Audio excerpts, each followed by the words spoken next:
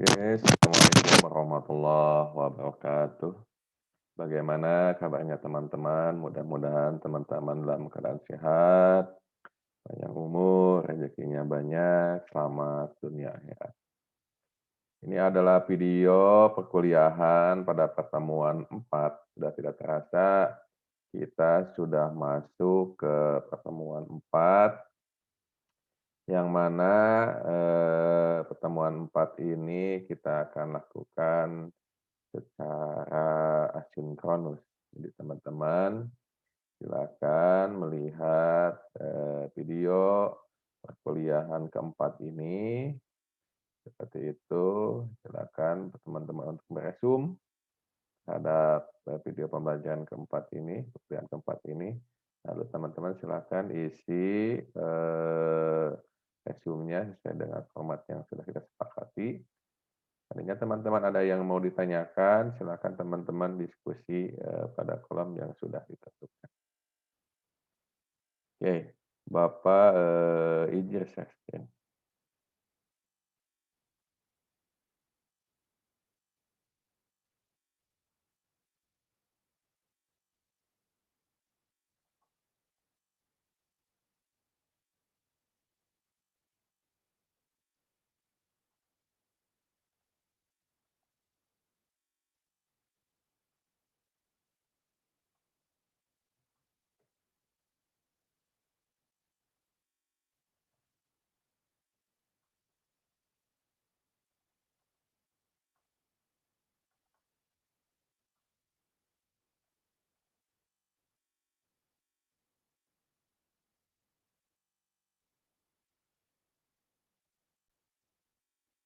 Oke, Bapak izin, untuk share screen, teman-teman, gitu.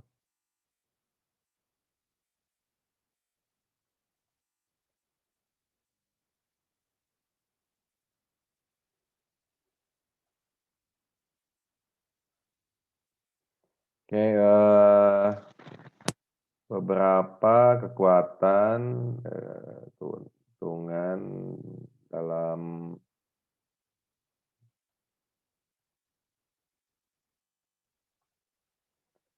kekuatan dan keuntungan tematik, pembelajaran tematik, di antaranya adalah memberikan pengalaman dan kegiatan belajar mengajar yang relevan. Seperti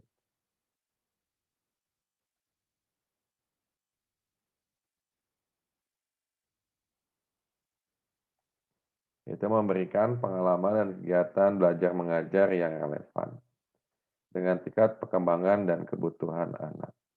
Ketika kita memberikan sebuah pengalaman dalam proses pembelajaran yang diberikan di sekolah, kemudian pengalaman itu menjadi hal yang mereka butuhkan sesuai dengan minat dan bakat mereka dan dengan relevan dengan perkembangan saat ini, yang mana perkembangan dunia saat ini dibarengi dengan teknologi yang sangat pesat, jadi semua pembelajaran berbasis dengan teknologi. Kita ketahui bahwa sekarang masih masa pandemi COVID-19, coronavirus disease 2019, 2019, di mana anak dituntut untuk mampu menggunakan teknologi pembelajaran yang ada. Apakah menggunakan media sosial, misalkan WhatsApp, YouTube, atau menggunakan LMS yang sudah disediakan, Learning Management System, seperti itu. Menggunakan Moodle, seperti Google Meet, atau apapun yang bisa digunakan. Otomatis siswa dituntut untuk minimal mampu menggunakan, smartphone, seperti itu. Lalu dituntut bisa mampu menggunakan, laptop, seperti yang Bapak gunakan saat ini. Pengajar dituntut, mau siswa, mahasiswa, atau pengajar juga, dosen dituntut untuk mampu menggunakan media Zoom, lalu mampu menggunakan media Moodle sebagai LMS yang digunakan, lalu mampu menggunakan perangkat-perangkat yang mendukung dalam proses perkuliahan webcam atau apapun seperti itu, menjadi sebuah pengalaman dan memang relevan dengan keadaan sekarang ini. Dan juga disesuaikan dengan perkembangan dan kebutuhan anak, seperti itu. Perkembangan yang didapat ketika siswa sekolah dasar adalah pengembangan yang mana mereka masih berpikir konkret. Harus ada benda nyata yang harus dimunculkan ketika proses pembelajaran, maupun secara tatap muka langsung atau dengan pembelajaran secara daring. Dan sesuai dengan kebutuhan anak, minat dan bakat siswa. Kalau memang minatnya siswa terhadap proses pembelajaran lebih misalkan ke seni, olahraga, matematik, sains, atau apapun disesuaikan dengan kebutuhan mayoritas siswa di kelas tersebut. Yang kedua adalah menyenangkan karena bertolak dari minat dan kebutuhan siswa. Pada dasarnya siswa sekolah dasar itu masa-masa untuk bermain. Jadi masa-masa yang bermain itu kita sisipkan materi-materi dalam proses pembelajaran seperti itu. Jadi bermain sambil belajar gitu. Ketika kita memasukkan materi-materi secara tidak langsung, siswa menyerap materi-materi yang digunakan. Jadi kita menggunakan realistik kehidupan nyata yang dimasukkan terhadap proses pembelajaran. Nah, sehingga tidak bertolak belakang terhadap kehidupan nyata siswa seperti itu. Ketika siswa selesai dalam proses pembelajaran, ada nilai-nilai yang mereka bisa ceritakan kepada orang tua, pada teman bermain di komplek perumahannya. Saya pembelajaran di sekolah ini saya mendapatkan ini. Sehingga mereka bisa saling menyerap pengalaman yang didapatkan. Yang ketiga, hasil belajar dapat bertahan lama karena lebih berkesan dan bermakna. Ya, betul sekali. Mungkin teman-teman juga pada saat ini ada satu pertemuan atau momen yang didapat ketika sekolah dasar dan momen itu sangat menyenangkan. Apakah momen dalam ketika menyanyi, menari, olahraga, atau momen memenangkan perlombaan waktu sekolah dasar, seperti itu. Atau pernah diajarkan oleh guru seni melipat kertas, seperti itu. Itu menjadi momen-momen yang berkesan dan bermakna, dan itu akan diingat oleh siswa kita sampai mereka tumbuh besar.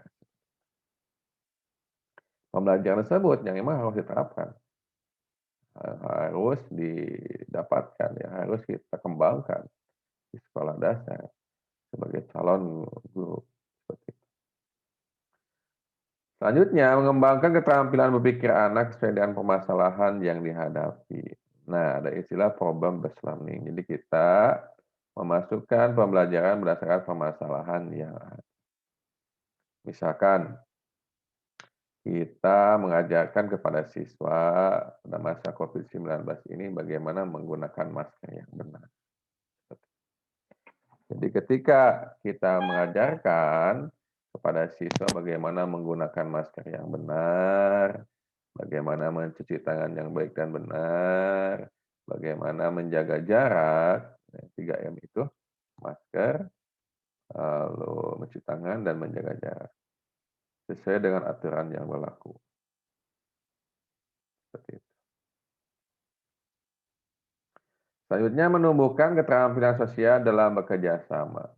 Nah, salah satu kemampuan di abad 21 ini adalah kemampuan berkolaborasi.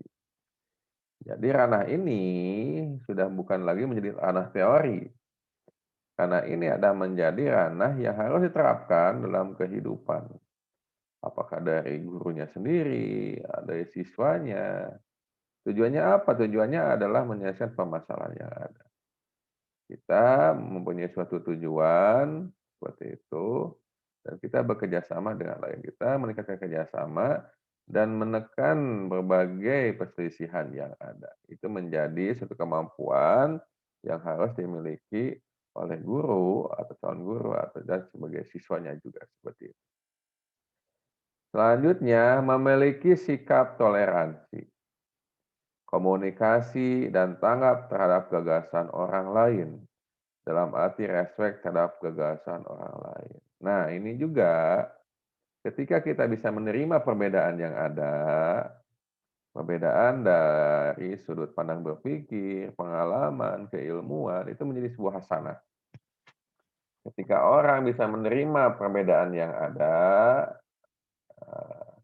karena pada saat manusia mempunyai pengalaman dan pengetahuannya masing-masing, itu menjadi sebuah hasanah. Kita bisa menerima berbagai ilmu berdasarkan perbedaan tersebut. Gitu. Nah, sehingga kita menanamkan kepada siswa kita sikap toleransi, komunikasi yang baik. Jangan sampai kita melakukan miskomunikasi, maupun berkomunikasi yang baik. Kita mampu menyampaikan tujuan kita tanpa kita menyinggung perasaan orang lain, seperti itu.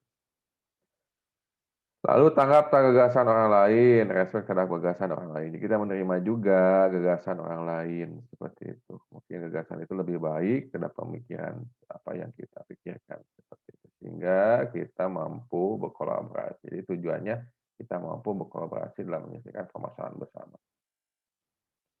Menyajikan kegiatan yang bersifat pragmatis sesuai dengan permasalahan yang sering ditemui dalam lingkungan anak.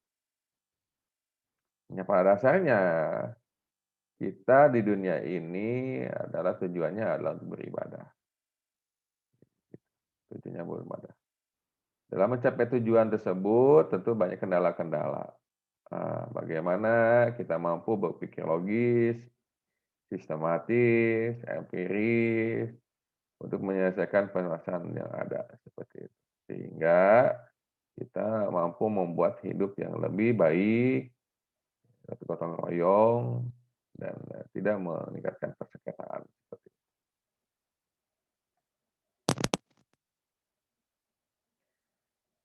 Nah, langkah penyusunan perangkat dalam tematik adalah memilih dan menetapkan tema apa yang mau kita ajukan.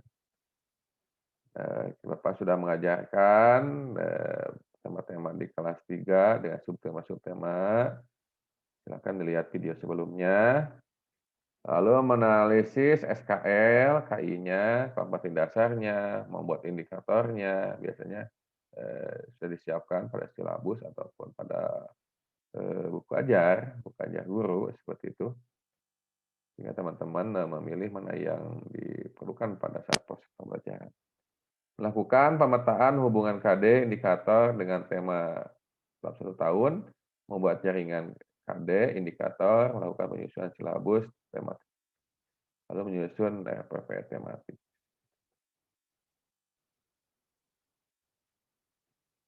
Inilah contoh jadwal pelajarannya.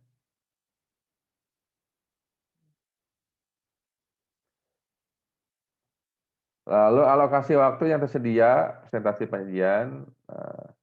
Alokasi waktu tersedia dimaksudkan agar guru tidak terfokus pada salah satu mata pelajaran.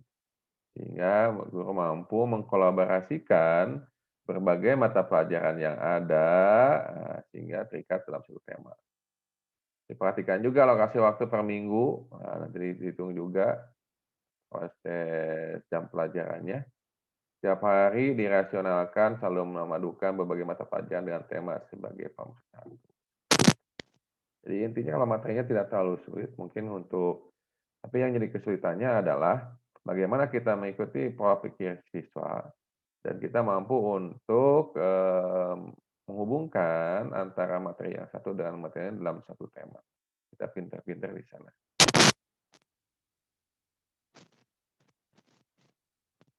Lalu ada beban belajarnya. Nah, di sini Bapak akan memperlihatkan contoh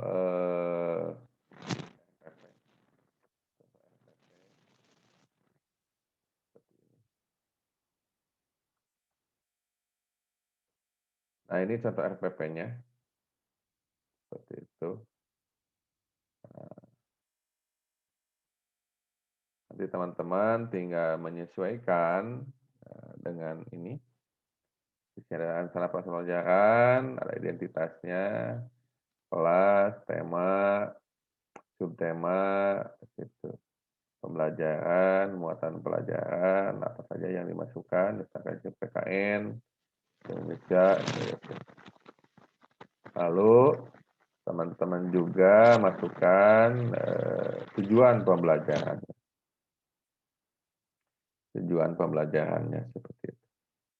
Misalkan dengan mendengarkan lagu bertempo cepat, siswa dapat mengidentifikasi ciri-ciri sebuah lagu yang memiliki ketukan cepat dengan tepat dan percaya diri. Dengan mendengarkan cerita yang disampaikan oleh guru, siswa dapat menemukan ungkapan pemberian pujian dengan tepat. Mampu mengamati gambar, siswa dapat menjelaskan ungkapan pemberian pujian secara lisan dan tepat. Dengan mengamati gambar, siswa dapat menuliskan ungkapan pujian dan tepat. Dengan menirukan teks Pancasila yang diucapkan oleh guru, siswa mengetahui rumusan sila-sila Pancasila yang tepat. Ini adalah tujuan dalam proses pembelajaran P1 ini. Dalam kegiatan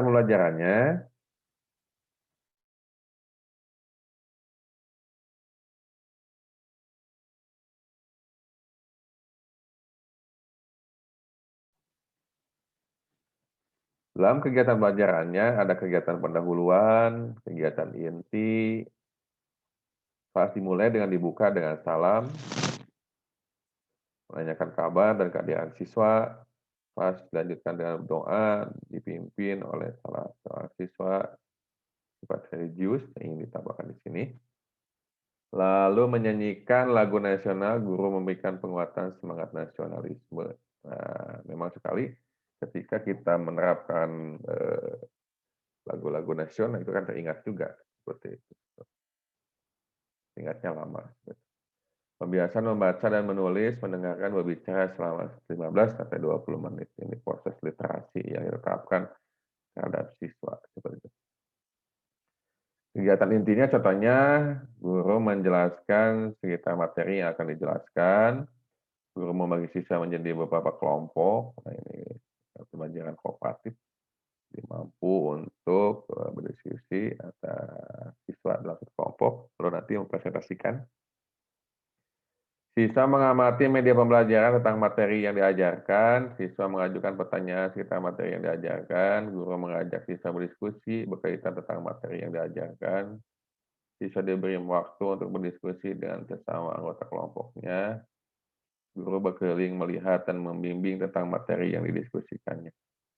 Masing-masing kelompok mempresentasikan hasil kelompoknya di depan kelas, guru memberi penguatan tentang jawaban siswa, perwakilan kelompok. Sama guru siswa memajang hasil pekerjaan siswa di papan panjang. Ini jadi berbasis proyek. Jadi ada hasil dari proses setiap pembelajaran. Ada kegiatan bersama orang tua, pemahaman mengenai materi yang dipelajari kembali oleh siswa di rumah bersama orang tua, guru memantau pembelajaran melalui apa.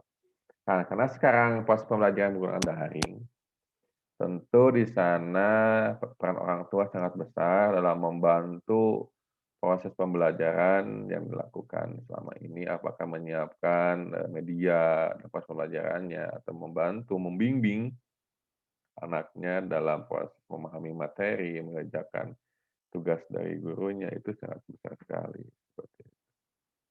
Kita juga tidak tahu apakah pembelajaran ini akan cepat ini secara offline kembali lagi. Kita sudah terasa pada tahun 2021 ini kita sudah 3 semester melakukan pembelajaran daring. Mudah-mudahan selesai Ramadan, pandemi ini cepat berlalu dan kita mampu bisa berkumpul secara langsung seperti itu. Lalu kegiatan penutup, siswa mampu mengumumkan hasil belajar hari ini, guru memberikan penguatan kesimpulan, menyanyikan salah satu lagu daerah nasionalisme, salam dan doa penutup dipimpin oleh salah satu siswa. Lalu penilaian, observasi dan kegiatan berlangsung, penilaian pengetahuan, keterampilan ketika kepala sekolah SD dan guru sekolah. Nah, ini contoh RPP yang akan teman-teman laksanakan dan buat melaksanakan. Silahkan sesuaikan dengan yang teman-teman akan ajarkan.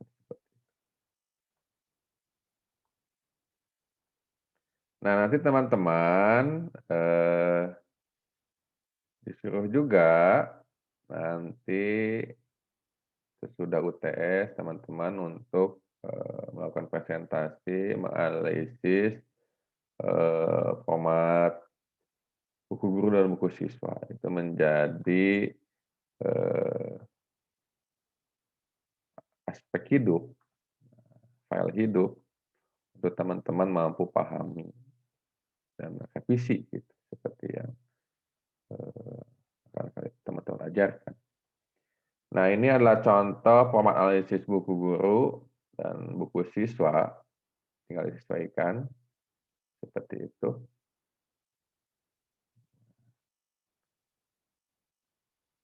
Format analisis buku guru, pembelajaran tematik 3, nanti judul bukunya apa, subtemanya apa, kelasnya apa, jenjangnya apa, seperti itu. Nanti aspek yang dianalisisnya ada berapa aspek? Ada 9 aspek untuk buku guru. Nanti aspek yang dianalisisnya misalkan kesesuaian dengan standar kompetensi lulusan, bagaimana proses belajar mengajarnya, satu sesuai tidak sesuai. Nah, nanti kalau tidak sesuai, nah tidak hasil analisisnya bagaimana? Kalau sesuai apa hasil analisis? Nanti dibuat laporannya seperti itu.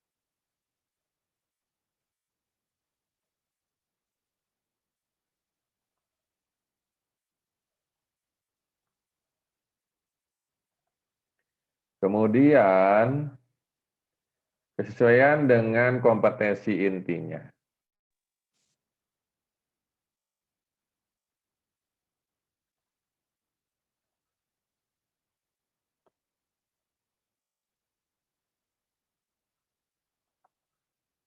Nah, kita lanjutkan. Bagaimana kesesuaian dengan kompetensi intinya? Seperti itu. Hasil analisisnya bagaimana? Bagian pertama, bagian 6. Kesesuaian dengan kompetensi dasarnya bagaimana? Silakan. Cakupan materi ditinjau dari cakupan konsep, materi esensial, alokasi waktu, kedalaman materi pengajaran ditinjau dari pola pikir, keilmuan, dan karakteristik siswanya. Memuat informasi tentang strategi penggunaan buku, informasi keterpaduan, penerapan model pembelajaran tematik terpadu, membuat informasi tentang penerapan pendekatan saintifik, membuat informasi tentang penerapan penilaian autentiknya bagaimana. Kalau teman-teman nanti mau memasukkan juga aspek analisisnya boleh silakan.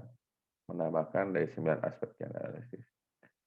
Lalu analisis buku siswanya, ini karena kita ketahui bahwa dalam proses pembelajaran tematik ada 2 buku yang disiapkan oleh pemerintah, adalah buku guru dan buku siswa, seperti itu. Nah, judul buku temanya apa, subtemanya apa, nanti dibagi buku dan temanya, subtemanya apa, kelas jenjangnya atau apa, aspek analisisnya kesesuaian dengan standar kompetensi lulusan, kesesuaian dengan kompetensi inti, kesesuaian dengan kompetensi dasar, seperti itu. Kesesuaian materi dengan tema, bagaimana kecukupan materi yang ditinjau dari cakupan konsep, materi, esensial, alokasi waktu, kedalaman materi, pengayaan ditinjau dari pola pikir, keilmuan, dan karakteristik siswa, seperti itu. Keterpaduan berbagai kompetensi, aspek, penerapan pendekatan saintifik, penilaian autentik yang tersedia dalam buku siswa, kolom interaksi antara guru dengan orang tua. Nah, seperti itu. Jadi teman-teman silakan analisis terhadap buku nanti setelah UTS. Nanti Bapak dulu sampai UTS itu teman-teman nanti yang bagian menganalisis.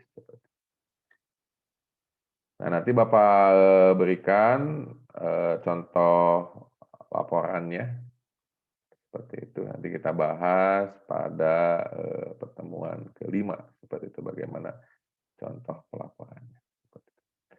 Oke, untuk pertemuan 4 ini Bapak cukupkan sekian. Terima kasih atas kehadirannya. Mudah-mudahan teman-teman dalam keadaan sehat, jauhkan dari corona, seperti itu, jaga kesehatan, dengan asupan makanan, istirahat, dan pola pikir yang baik. Sampai ketemu lagi pada pertemuan kelima pada mata kuliah pembelajaran tematik 3 ini. Salam buat keluarga di rumah, tetap semangat. Assalamualaikum warahmatullahi wabarakatuh.